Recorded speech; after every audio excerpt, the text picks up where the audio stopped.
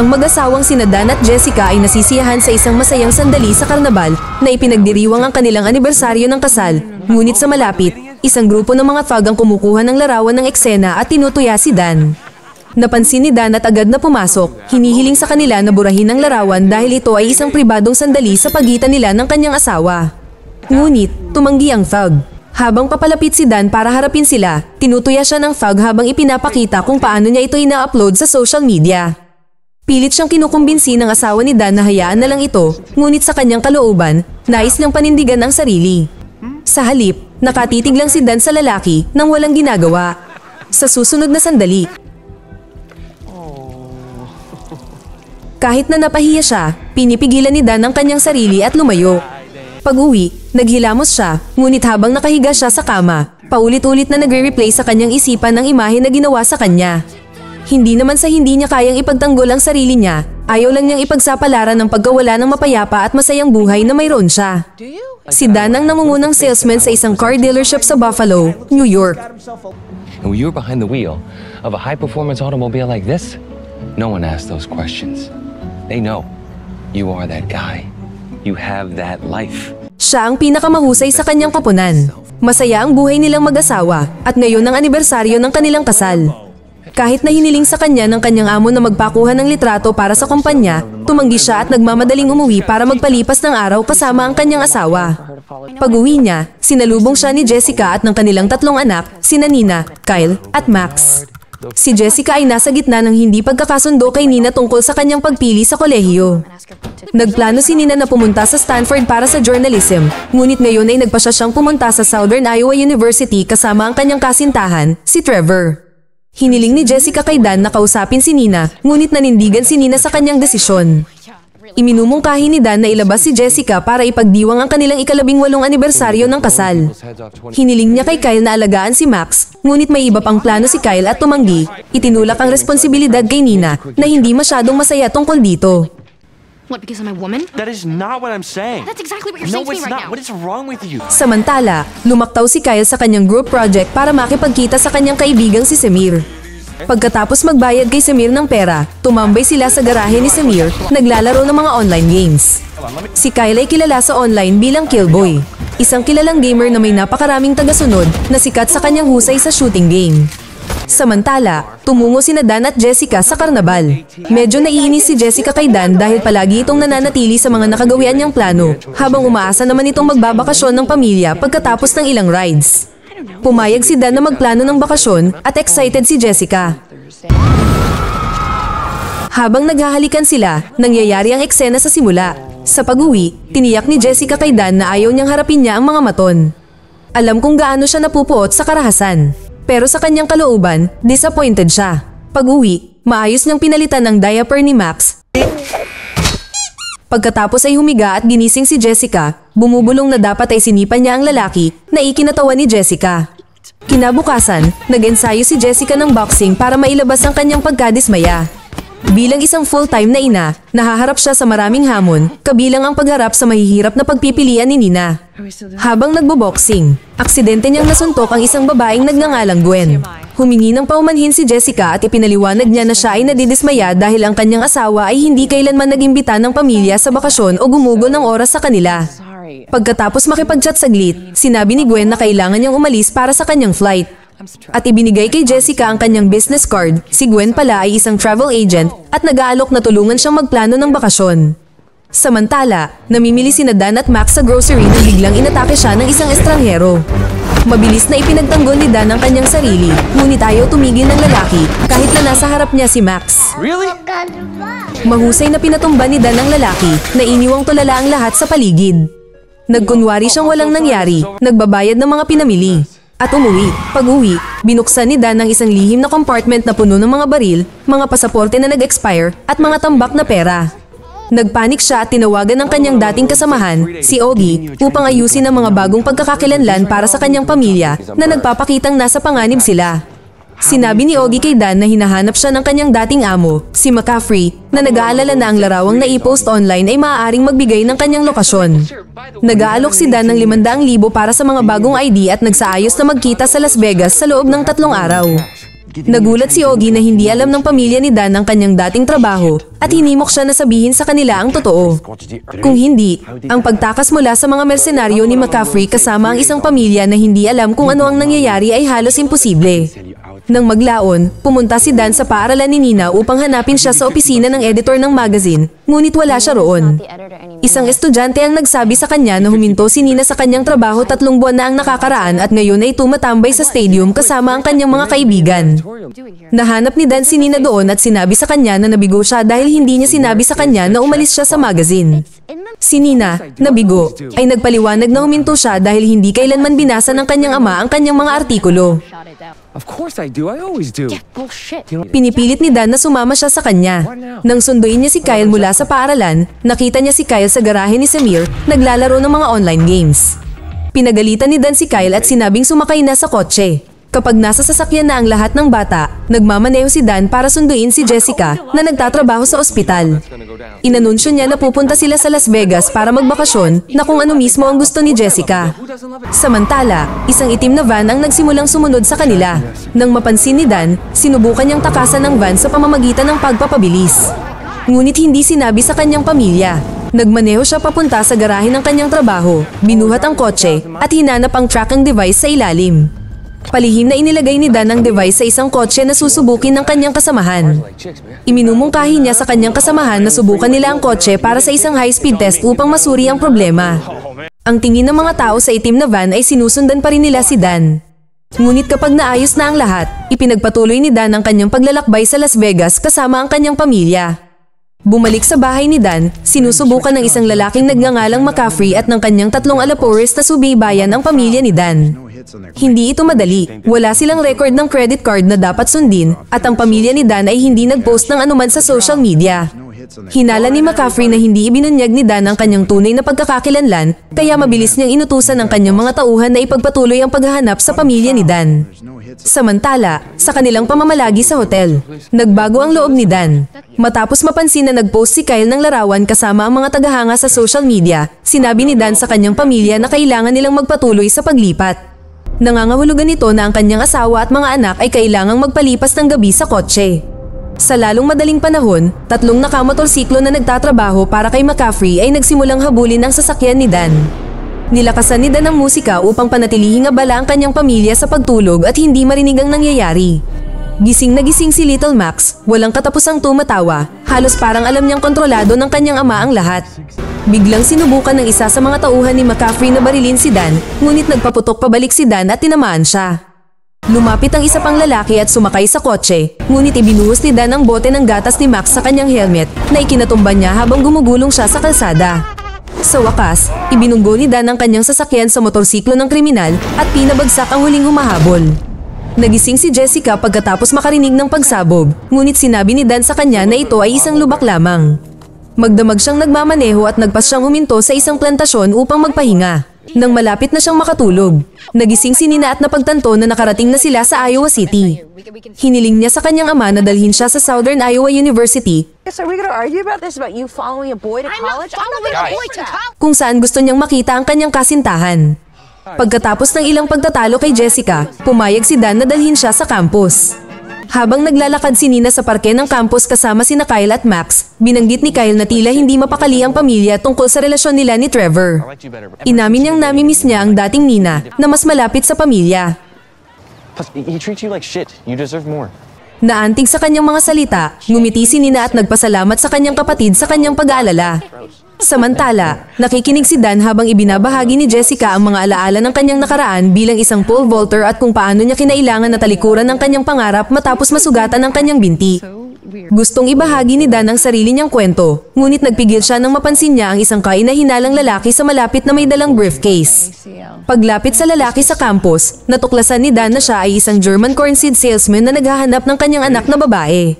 Sa pagdaan nila sa laboratorio, nagsimulang magduda si Dan sa kwento ng lalaki at sinubukan siya sa German para kumpirmahin na hindi siya isa sa mga tauhan ni McCaffrey. Nagulat si Jessica nang marinig ang kanyang asawa na nagsasalita ng German at naglakad siya palayo sa koridor. Nang buksan ng lalaki ang isang portfolio na puno ng buto ng mais, naniwala si Dan sa kanya. Biglang sinubukan ng isa sa mga alapores ni McCaffrey na barilin si Dan. Mabilis siyang umiwas sa lab kung saan sumiklab ang away at mabilis na pinabagsak ang tauhan ni McCaffrey. Samantala, si Nina ay nananatili sa dormitoryo ng paaralan at hindi sinasadyang pumasok sa silid ni Trevor at natagpuan lamang siyang may kasamang ibang babae. Nabigla at nalulungkot, bumalik siyang luhaan. Sinusubukang aliwin siya ni Dan gamit ang sarili niyang mga kwento. Ngunit napagtanto niyang hindi na niya kailangan ng isa pang lecture mula sa kanyang ama. Sa halip, tinuruan niya ito ng martial arts move na nagdudulot ng matinding sakit ng walang pangmatagalang pinsala. Sa pagpapasyang bigyan ng leksyon si Trevor sa pamamagitan ng pakikipaghiwalay sa kanya, ginamit ni Nina ang teknik kay Trevor, kinuhanan siya ng larawan habang nagdadalamhati sa sakit at mas gumaan ang pakiramdam. Bumalik siya sa van, mas pinahahalagahan ng kanyang ama kaysa dati. At magkasamang naglalakbay ang pamilya sa Las Vegas. Pagdating nila sa Colorado, kinuha ni Nina ang driver's seat mula sa kanyang ama. Humingi siya ng paumanhin kay Dan sa paglimot na kunin ang kanyang magazine sa paaralan at nangakong ipagpatuloy ang kanyang tungkulin bilang editor ng magazine at nagpasalamat siya sa hindi niya pagbanggit nito kay Jessica. Kinabukasan, pagkatapos magpalipas ng isang gabi sa Colorado, nakipag-ugnayan si Dan kay Ogie at nagayos na magkita sa Las Vegas para kunin ang mga pasaporte ng pamilya. Nakaupo sa isang restaurant, balak ni Dan na sabihin kay Jessica ang tungkol sa kanyang nakaraan, ngunit pinutol siya ni Kyle sa pamamagitan ng pagpapaliwanag kung bakit nasisiyahan siyang maging online gamer. Ipinaliwanag ni Kyle na wala siyang kumpiyansa sa totoong buhay ngunit masaya siyang maglaro ng mga laro bilang si Killboy. When I'm Kyle, I'm too shy to talk to girls. I'm a nobody. When I'm Killboy, I'm good, Dad. At maraming tao ang humahanga sa kanya.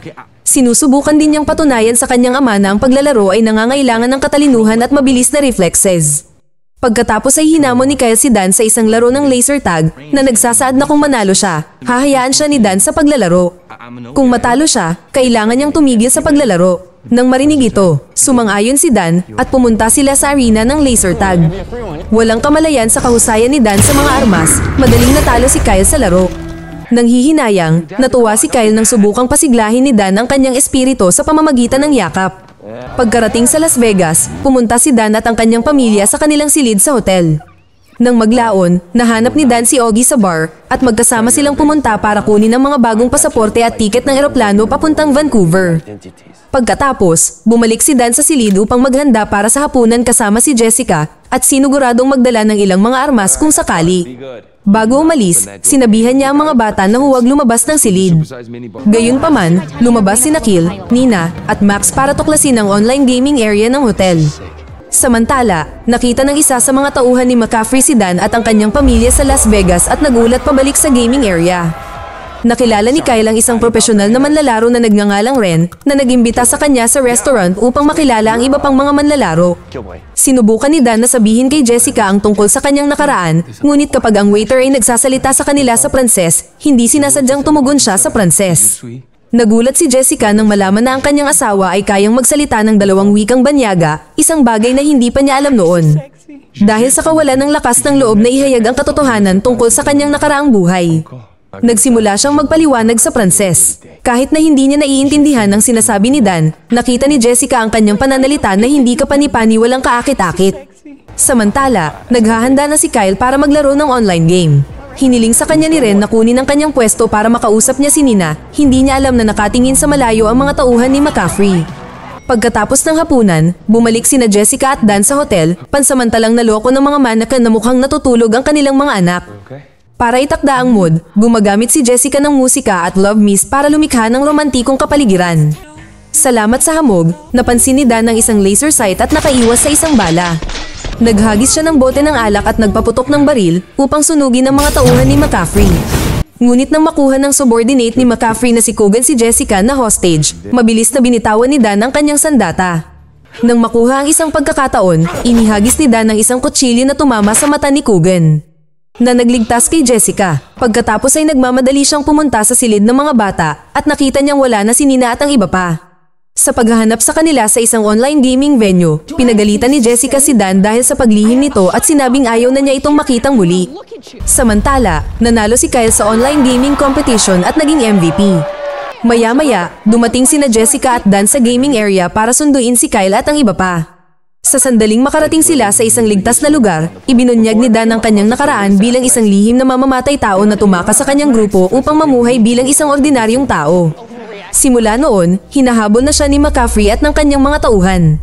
Sina Kyle at Nina, pagkarinig nito, halatang hindi naniniwala sa kanya. Hanggang sa umalingaw-ngaw ang mga putok ng baril. Nagmamadaling sinabi ni Dan sa pamilya na magtago. Sa kasino, sinubukan niyang ibagsak ang mga tauhan ni McCaffrey, ngunit hindi sila nasasaktan ng kanyang mga bala dahil nakasuot sila ng bulletproof vests. Patuloy silang ginugulo ni Dan at kalaunan ay natalo sila.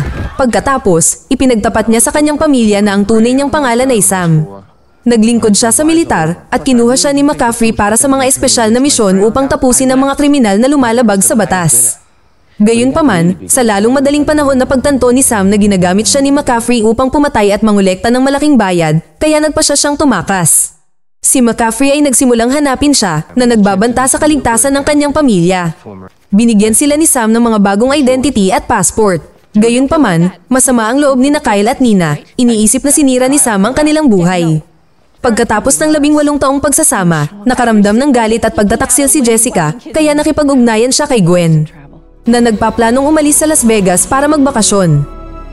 Nang makilala ni Jessica at ng kanyang mga anak si Gwen, nagulat sila nang makitang nagayos siya ng pribadong eroplano para sa kanila. Sa eroplano, sinabi ni Gwen kay Jessica ang tungkol sa kanyang ex sa Buffalo. Ilang taon silang nagkasama at iniwan siya nito para magpakasal sa ibang babae. Nagsimulang maghinala si Jessica na si Gwen ay nagsasalita tungkol kay Dan. Pagdating nila sa kanilang destinasyon, balak ni Jessica na umalis kasama ang mga bata. Ngunit bigla silang hinarap ni McCaffrey. Nagtakda pala si Gwen ng bitag, ibinigay ang pamilya ni Sam kay McCaffrey kapalit ng pagbabalik ni Dan. Pagkatapos ay kinuha ni McCaffrey si Jessica at ang mga bata na bihag, na pinilit si Dan na makipagkita sa kanya ng mag-isa sa kasino. Di nagtagal, nakipag-ugnayan si McCaffrey kay Dan at nagbanta na sasaktan ng kanyang pamilya kung hindi siya susunod.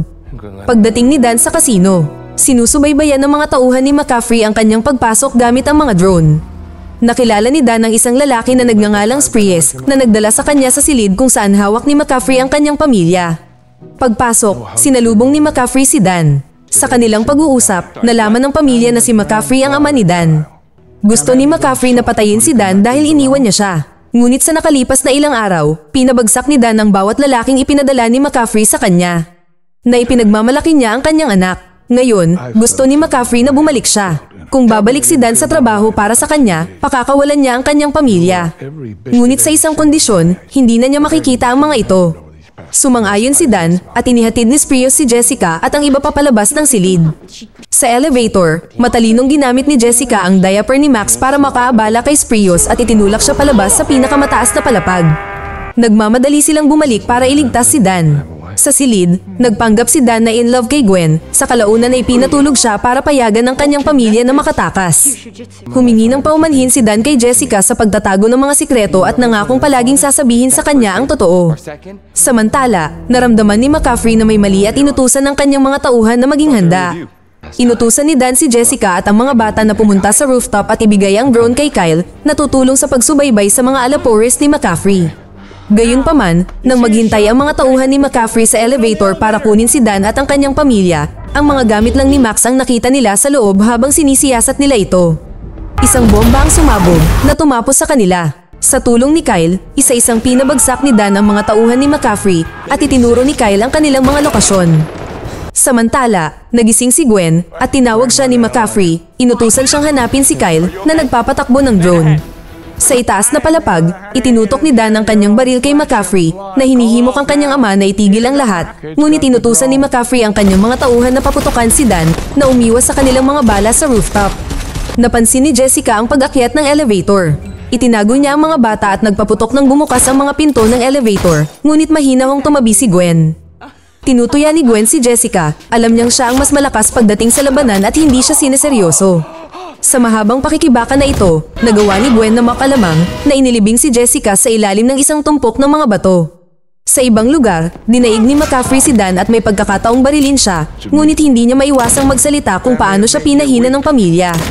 Samantala, na-corner ni Gwen ang mga bata. Ito ay nagbibigay ng lakas kay Jessica na buhatin ang mga durog na bato. Ngunit siya ay itinatapon pa rin na parang isang sako ng bigas. Sa pagsamantala sa sandaling iyon, nagawang alisin ni Dan ang mga bala mula sa baril ni McCaffrey na humantong sa kanila na maglaban ng walang armas. Hinawakan ni Jessica ang isang poste ng kawayan, sinubukan ng isang pole vault, ngunit nabigo. Kapag sinubukan niyang muli, nakita ni Gwen na nakakatuwa ito, ngunit sa pagkakataong ito, inihagis ni Jessica ang poste na parang sibat. Nang walang pag-aalinlangan, natalo ni McCaffrey si Dan sa laban at kumuha ng baril para tapusin siya. Maya-maya lang ay dumating na ang pamilya. Sinabi ni Nina kay McCaffrey na natutuwa siyang mahanap ang kanyang lolo at iminumungkahi na maaari silang maging isang normal na pamilya. Saglit na nagambala si McCaffrey, pinayagan si Dan na mag-strike. Ginagawa ito ni Nina para bigyan ng oras si Dan. Sa wakas, muling nagsama-sama ang pamilya pagdating ng mga pulis. Si McCaffrey ay nakulong dahil sa kanyang maraming krimen. Pagkalipas ng 6 na buwan, natupad ni Nina ang kanyang pangarap na maging isang news reporter sa pamamagitan ng pagkukover sa assassin organization ni McCaffrey. Nagbukas si Dan ng isang security consulting firm para sa mga bangko at kinuha si Ogie. Naging sports coach si Jessica sa isang paaralan. Sa kanilang libreng oras, ang pamilya ay nagpapatuloy sa mga road trip kasama ang isang panuntunan, walang sino man ang maaaring gumamit ng kanilang mga telepono sa paglalakbay. Pinahahalagahan nila ang bawat sandali ng kanilang family outings. Higit sa lahat, huwag kakalimutang magdala ng mga diaper. Dahil maaari nitong mailigtas ang iyong buhay at tulungan kang talunin ng mga masasamang tao. That's not funny. Mag-subscribe para sa higit pang mga video na tulad nito, i-on ang notification, at mag-iwan ng like para matulungan ang aming channel. Salamat sa panunood.